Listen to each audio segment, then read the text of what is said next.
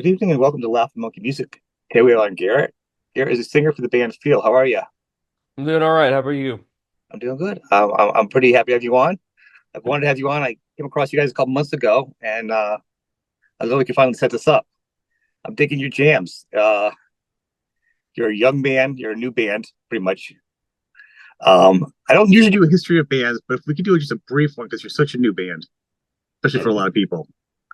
Yeah, so in 1997 I was born. No, Oh, that's you want briefly? Okay, yeah, right.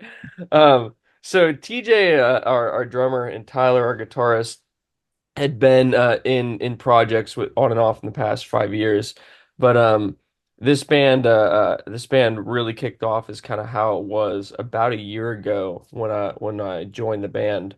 And then we recently, unfortunately, we want to stick with him, our bass player Roger, but had other endeavors he wanted to, pursue a family life. For particularly, we can't give that to him. So, so we have our brother Caden stepped in. He's done an excellent job of playing with us and everything like that. So we've been together for about a year, and Tyler and I, the guitarist, and I write most of the songs. And so, yeah, I mean how old are you guys collectively? Like roughly in 20s?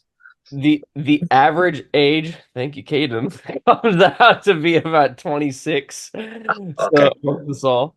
you guys are So young kids. yeah, yeah, yeah, That's good. That's good. Well, surprised you guys been together, but I think when you find the right group of people, it explodes. Like, you go in bands for many years. But when you find that right formula of the right people, sometimes things yeah. just happen fast. Yeah, dude, it's just the chemistry of it. I mean, but bands can toil for years, just as you said, but once they get just the right people or they click into the right mindset, something happens and they can just take off real easy. Songwriting either becomes really easy or for stage presence, something clicks in and they understand how to put on a fantastic show, you know. I have yet to see you live. Hopefully, I will. I'm up in New England, so hopefully, I'll see you guys live at some point. I've seen the footage. You guys look like you jam. You sound great. You know, I don't have any questions. You probably got a real good show. But at your age, what were your influences without being? Because you guys give me a spot where you're gonna be compared to certain bands, but you're not. You kind of sound kind of fresh. I mean, obviously, every band has influences. I mean, you can't escape it. Every band I talk to has an influence. You know what I mean? Yeah. But a band like yours is a target for 70s rock, which like all Zeppelin is. You know what I mean? Yeah, I mean, you're gonna get I'm not gonna. You can't shy away from it, dude. I mean, I'm gonna say it probably every interview. I mean, Chorus, Plant, and Zeppelin are gonna have an influence. They've had influence on everyone. All the people, after them. It's just how it is. Um, but yeah, Zeppelin's cool. Well, I mean, I know like Zeppelin, but I mean, I think you have a lot of other stuff going on. Excuse me. It seems like your reservoir of music is deeper than that. I'm just saying that now to get it out there because it feels like it's so easy, and I want people to be like, yeah, I mean, but I listen to Zeppelin. Everyone Oh listens to yeah, Zeppelin, so it's kind of unfair to say that. And do you have that 70s rock feel? Yeah, that's what's awesome about it. But it sounds like you also listen to like Free and a lot of 70s bands where it has that open, looser feeling and the chords that you play and the melodies and you can sing. It's yeah, just it's more of a you guys can jam. That's just a yeah. vibe. Yeah, I mean, taking it from that, I can only ever speak for me. I can't speak for the other guys. I do know that Tyler is for sure a massive fan of Rush. Like he will, if you ask him about it, you won't shut up. So, but I'd say for me, and like it's just get him out of the way. Led Zeppelin, Hendrick, as I've said before in another interview, very big influence on my voice vocally. Yeah. He's a good coach to me. Um. And then after that, after I geeked out over Zeppelin for like 2 years, listening to nothing to them, as we all go through that phase, We do. I own it. I'm still there. No, I went through. I started going dipping into the '80s a bit. Not what the typical band you think of the '80s, but more so the bands that encroached into the '90s and such. So, started listening to Jane's Addiction a lot. Hmm. Um, I mean Nirvana too. Then I got into a Soundgarden, and dude, Chris Cornell just took me there, and I really loved him. Yeah. Just everything about him. Probably one of the greatest, He is the singer and songwriter singer song of and of songwriter that day. songwriter. You know what I mean? Yeah, yeah. I mean, he's just straight up super cool. Um, that then apart from so we got Robert Plant, Jimi Hendrix, just say Chris Cornell to make it easy, and then there's going to be Chris Robinson, just Yeah. because I was in a little project for a time, and then the very last one would be Josh Homme of Queens of the Stone Age, Yeah. like it's his the way he his uh I don't know how you'd say it. The way he articulates his words, the way he Mhm. shaped his vowels and everything, and then his rhythmic approach to singing is just really cool. I just He's hypnotizing. He's funny because he writes. You first, if you listen to him from the outside, I'm a big fan too. It sounds almost simple, but then when you listen to it, you're like, oh, this is so much deeper. And that's yeah. a good songwriter. Like it sounds like on the outside, it's very you pick it up, but when you listen to it, you're like, oh, just layers to it, you know. Hmm. And that's a good songwriter. Um, I see you have ACDC behind you too. So I mean, you have all the rock standards, in your life, Yeah, you know. Uh, that was my brother's. oh, well, so it's just but to that point. I think you Still guys, made an influence. well, yeah, but I mean, to the point, I think a lot of you guys in the band, you with Rush, I think, have different influences to create the sound that you have. I don't think you sound directly like anybody, which is good. Yeah. This is Here. yeah. Well, I mean, I'm saying, 'cause, I mean, there are certain bands out there that said they never heard Zeppelin before. They've heard Zeppelin before, Yeah. but they sound good. But the point is, you guys sound actually because you don't have that Robert Plant voice. You have a good voice, but it's your own voice, Hmm. and that's kind of special. I like that. The songwriting, are you guys like really in a groove? Because it seems like you have an EP out now already. If you've been together for a year, you have an EP out and like a live thing. Pretty prolific, and you've been playing out and touring. What's the process for songwriting for you? So for the songwriter, man, that's a good question. I mean, it kind of changes every time. TJ Tyler finds it very comfortable to write out if when I say the whole song, typically I'm talking about just the music portion, but at times he also comes with lyrics and vocal melodies to the songs. Mhm. Um, but most of the time it'll be just music, and they'll bring it to me or to the band, and then I'll hash it out separately because so we're based out of St. Louis. We're the band Okay, Feel. Say that. We're based out of St. Louis. And but I live in Sacramento, California. So when we're in our off time, like I get to be away from everyone. And I get to write music by myself in the yeah, comfort room. So I'll send stuff back and forth, and when I think it's there, and be like, "Hey, what do you think about this idea?" He'll say, "That's cool" or whatever, and then we'll work from there. So it's either he'll have a pretty fleshed out idea and send it to us, or we'll do this thing that we've been practicing, which is okay. writing in the room.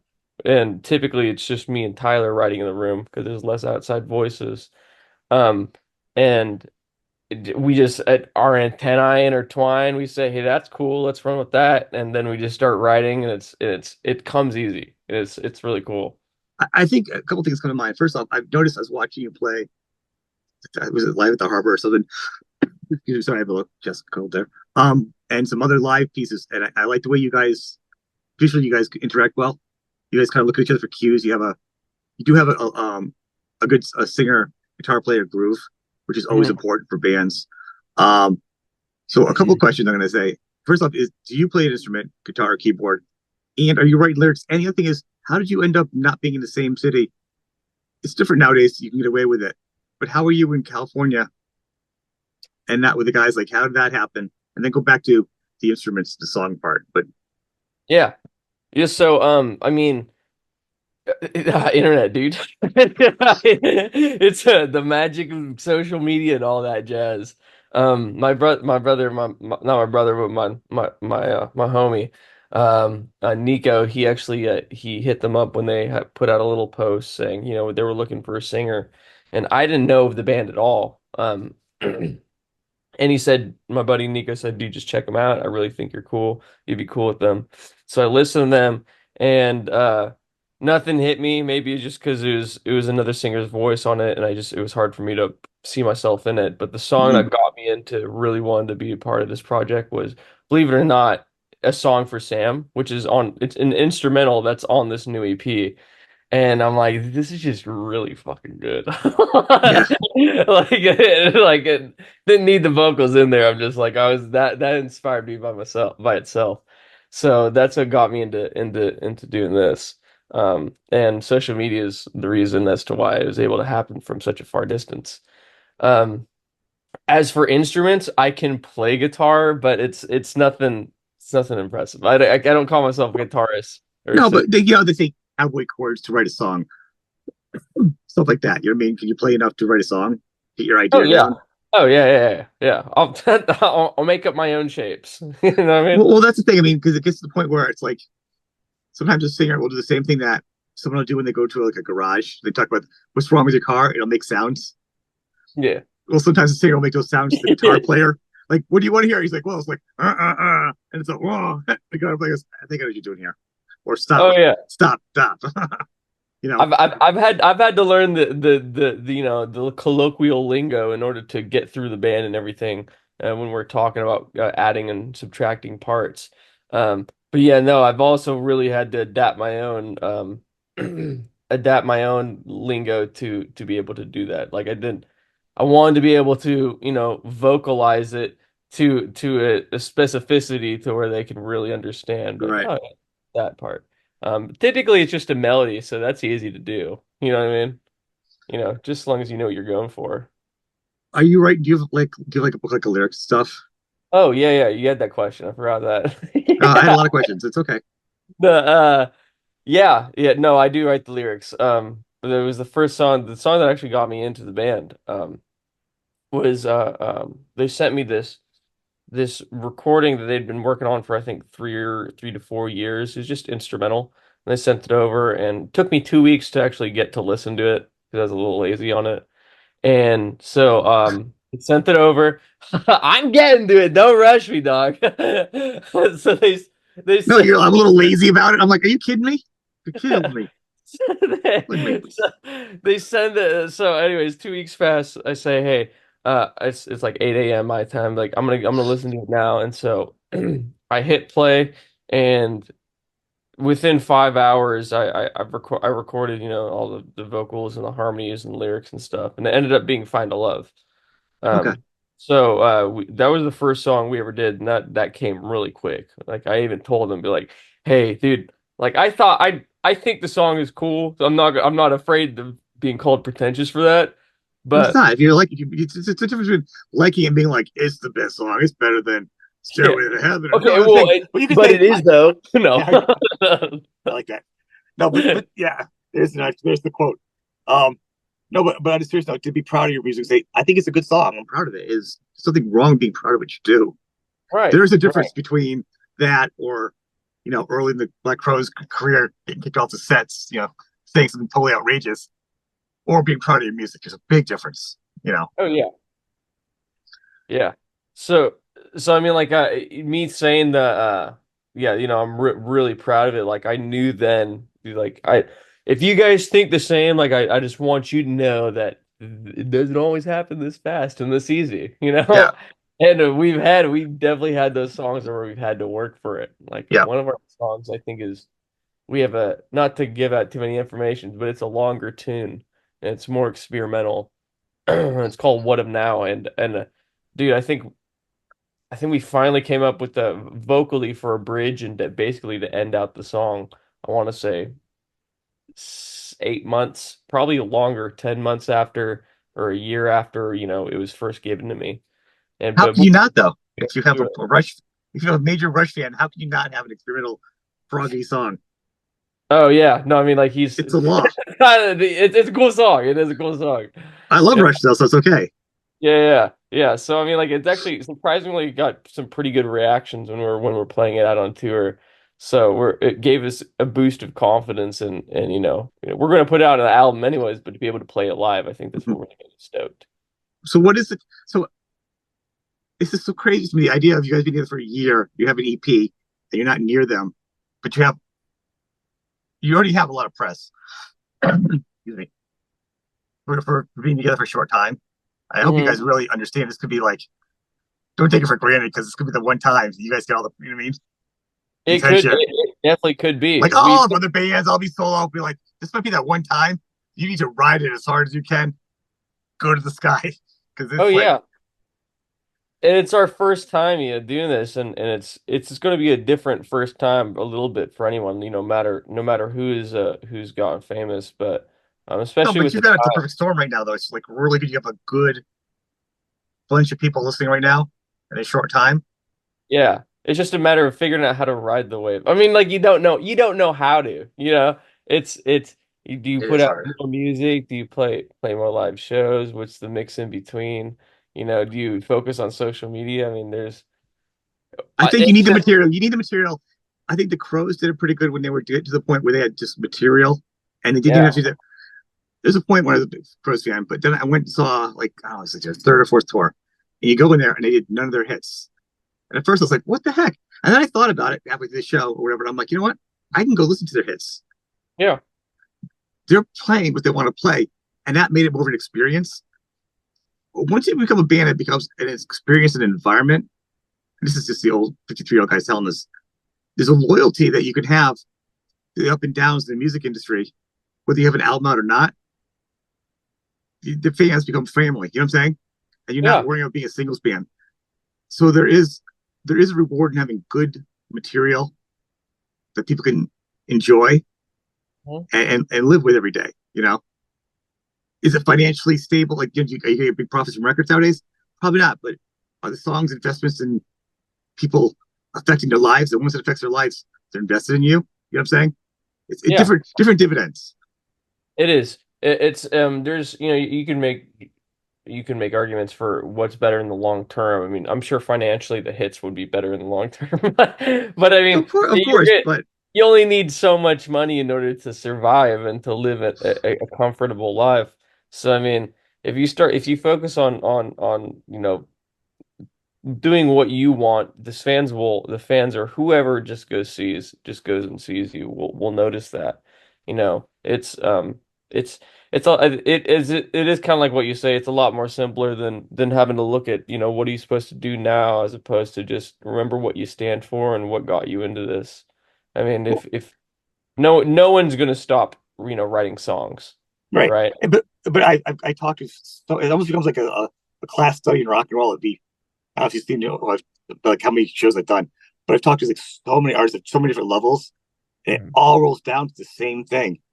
The song. Some people have had like one hit in the '80s, and that's their one song, and then they do a whole set of other songs. But the fans Yeah. come because they know the songs.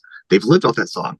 Good for them. I don't. I like the song. It's from One Hit Wonder, but some have just albums and albums, and the albums don't do big, but they have fan favorite songs from those albums that may not be. You know what I'm saying?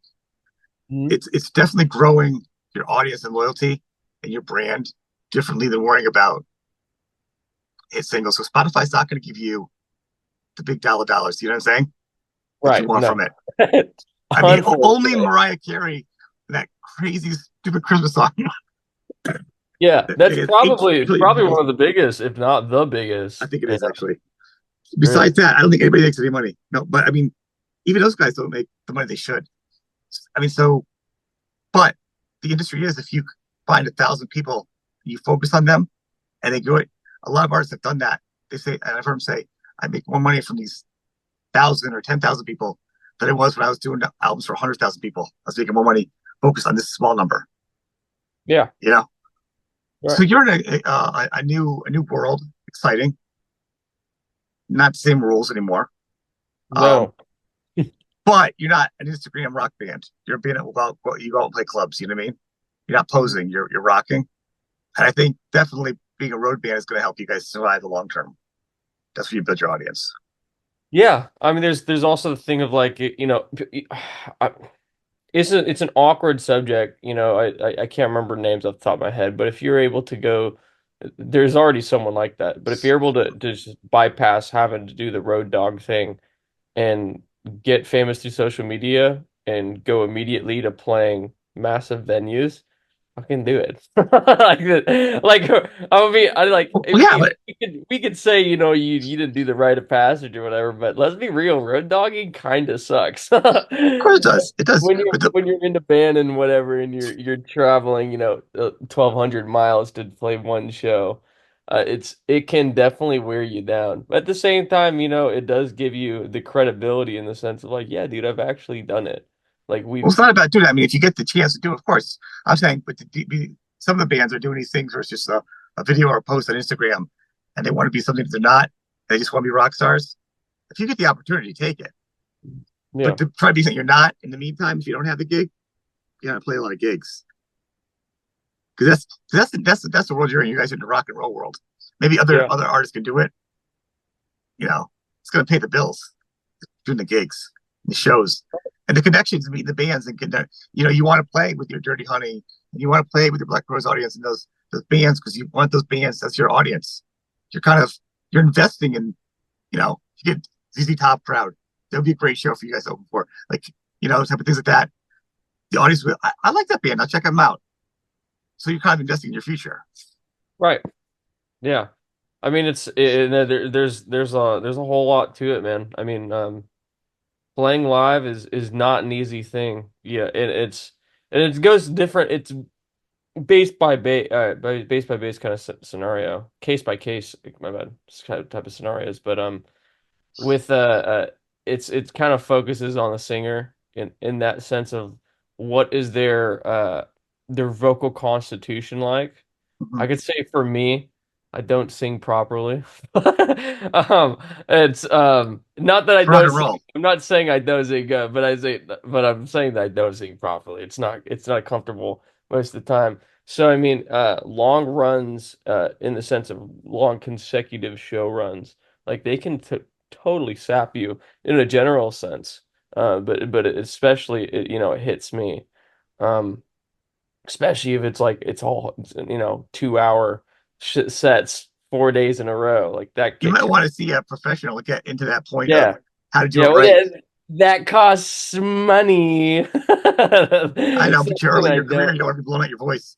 something believe it or not, believe anyone who's listening, we don't have that. No, that's why I reach out to bands like you to sandwich you between the other bands because I want Yeah. bands like you to get the attention. You know, It'd it's be hard. awesome. It's hard, and I think with the resources you have in your management company and the videos, you have a lot of good stuff out there. It's actually kind of amazing in a short time. You Yeah, I know, mean, we I don't know if I'm allowed. I think I'm allowed to say this, but we recorded the majority of our live shows, but we recorded the vast majority. I'd say at least 80%, 70% of this tour we did with Dirty Honey. good. So I mean, there's a lot of content to pull from there. Well, Um, you should. That's smart. yeah, yeah, we're pretty smart. No, All right, that's it. Go to your room. I gotta be in your room. yeah, I'm I know, here. I know, I know. It's crazy to think that the singers in another town. So for me, it blows me away. Like in a city, in a town, in a state. You know what I mean? Oh yeah, Because yeah. I grew up in bands when we were either garage or basement band. You know what I mean? Mhm. Wherever our parents weren't, we would go play. We all lived in the Yeah. same town. It was like, oh, that guy lives in another town. Who has a car? Like you know what I mean? And Mhm. this is like, oh, I gotta fly to go to practice. I gotta fly in the airport to go to practice. You know, that to me is bananas concept to keep a band together. Oh But it yeah, works. well, A lot of I bands are s- doing it. yeah, I'll stay for if we're there's prolonged periods where I have to stay and we have to work on stuff. I mean, I'll stay with our drummer TJ in his house. But yeah, anytime we have something like 2 weeks off, Mhm. I'll be over here in Sacramento just chilling out just for a little bit. It's you need that detox from, love the band, everything like that, but sometimes you just need that detox to get away. I It's mean, good to refill your batteries and come back fresh. I mean, and at this point, obviously, are you guys still trying to balance jobs too, or are you guys just totally full time dedicated? oh, yes. So our drummer is working at a church right now, and he's been balancing that with the thankfully he's been balancing that with the shows and everything like that. Thankfully, they've been very very kind in letting him have time off and everything like that. So our bass player right now, Caden. He worked in, dude, I'm trying to remember too much stuff right now. In Santa Claus, Indiana, at the Santa Claus at the North Pole. So he was working head of sound or whatever there, and they were able to give him time off for this for the tour and everything. And Tyler is blessed in a blessed scenario by a very um uh, a very kind of businessman in a venture of working with a vintage guitar shop. So T or Tyler, our guitarist, he manages that and he's able to do that remotely. Um, Nice. and he also helps sell the guitars too because he plays them live and Yeah. stuff like it's useful. It's very good the setup he's got. Me, I donate plasma and I get money that. I'm with mom, dude. And no shame in that. I love No, her. no, no. I think that's the point I want to say to people, that the glamour of it, and I always talk about this to people. So if two people on the show or not, I don't want to beat up people at me all the time. Is the reality of what we're doing. You know what I mean? Like my show is, I have a different job. I do the show and I edit it and I put it all together. I don't make any money. I'm not monetized on YouTube. I don't want to do that because I don't want to follow the rules of music Hmm. and stuff. So I'm not even monetized. Make no money from this. Once again, it's about the love of rock and roll. And like me, I want to support you guys and bands and guys and girls, whatever. You know what I'm saying? And artists, because I know what you guys are doing. It's not a huge money making endeavor, especially in the beginning, you Oh know. yeah. But I want people to realize that too. So if there is a show, you need to go out. If there is merch, you need to buy it. Mm, Everything really helps, you know, and it it's does. important. It is, you know, it's important. You know, buy the pack of hot dogs, the ramen noodles, man. Yeah. Right? I mean, dude, people I mean, you don't I do want to say if you go out this show, you don't have to buy merch. But on that note, it does help in a multitude of ways in the sense of like it's not just like money, but it's also there are basic values that like a team or a management or people that want to book you, Yeah. numbers that they want to look at. And those are, sales values or dollars per head or things that they look into. And it Um, also advertises you. Oh, I yeah. was walking around. I see the band Field. I've seen these shirts everywhere. You know, who's this band? It's, you know, Yeah. It's like walking around with Adidas or a Nike logo, polo or something like that. It's how it's free. It's advertisement for the band. They say who's that band, and then you tell them who the band is. yeah. Chances are no one's gonna ask you what your shirt is saying. You're gonna voluntarily say this is a band. Like no one ever asked what the shirt stands for. Let's be real. But it does, bring opportunity for conversation, which I think is a cool thing. It's used. I will have to add this. If I'm wearing my Frank Zappa shirts, Dweezil Zappa shirts, people come up and talk to me all the time. To the point where now my kids laugh. I'm like, I have to decide what I'm going to wear if I'm going out. I go, do I want to talk to anybody? I should probably cover that, but not wear a Zappa shirt because somebody's going to want to talk to me. And I might not want to talk to somebody today. Dude, if I saw one with the Zappa shirt, I would be intimidated. Big Zappa fan, and Frank and Weasels. I do a lot of shows with Weasels, so that's why. Oh, that's Um, cool. yeah, Weasel's really great. Um, and he does a lot of independent stuff himself, though. His own show, his own studio, his own certain website for bands, entry level stuff that bands pay for what they need. It's a band supportive society. He's kind of created actually. Um, kind of a Yeah, cool thing. You should check it out. we had a lot of conversations, not with Dweezil, but about Dweezil on this tour, and we were diving into Van Halen a lot, and I don't know Van Halen too much. I haven't done my homework, but Kill me. I appreciate. I'm not gonna, but I appreciate Van Halen especially a lot. But apparently, Dweezil, I guess, is like kind of like an aficionado of Van Yes. Halen lyrics, and he's like a true student. Like when people think, oh, this is the way you played it, and they're like, all right, we'll take it to Dweezil and let's see what he says. Oh yeah. It's Diesel learned from him. You know, a lot of stories. You know, yeah, a lot of good it's stories. pretty cool things to hear when we were talking on tour. Yeah, Yeah. right. But I think the point is you can be an independent artist and still be successful. You Right. know, Of Real's course. a good example of it. Funds his own tours. You know, I mean, it's a higher level to get to. He's been doing his whole life. But Yeah. just, that's a good point for you to go for. So what do we talk about on for an album and any more tours coming up this year to next year? So, album, I don't I don't know what I can say or what I can't say. I should be briefed with these things. You should be. We have tour, can't say anything yet. We've made some announcements on All dates, right. I do believe on Instagram. Um, as for recording, just know that there is more music to come. I mean, to be very kind, I'm sorry. I don't know how much I can say. How about it would be an album next year? Probably. Is it Oh the yeah. goal? Okay. Oh, I mean, yeah, next year is a whole year. I mean, we're gonna have music out. It's not gonna be like a 2 year It's only a gap. month away, though. I mean, so I'm saying if you're working on it the next couple months, it's what artists do when they go in interviews. They talk about the Yeah, rest of their albums. yeah. I mean, Other stuff there's because it's gotta be new, something turn up within the next 7 months. So right? There's the recording and there's the quarter of when to release it.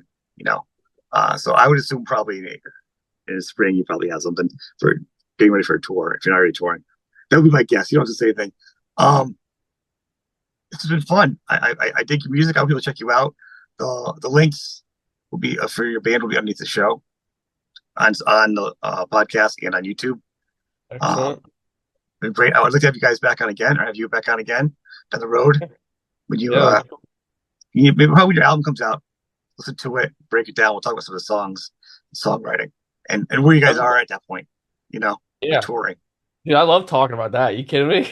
You're gonna get me in the geek pit, dude. I love Um, that. well, now that I think I wanted the audience to be a little bit aware of who you guys are as a band. You Uh-huh. know, and then the next show we will definitely delve into a little deeper. You know, Yeah, that'd be because we'll have awesome. you back again. But yeah, I want to thank you for being on the show, man. I appreciate it.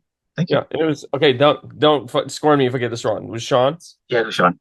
It's okay. Awesome. Yes. All right, dude. It was a pleasure. Thank you so It's been much, fun. It's been man. fun. Okay. I'm gonna add up.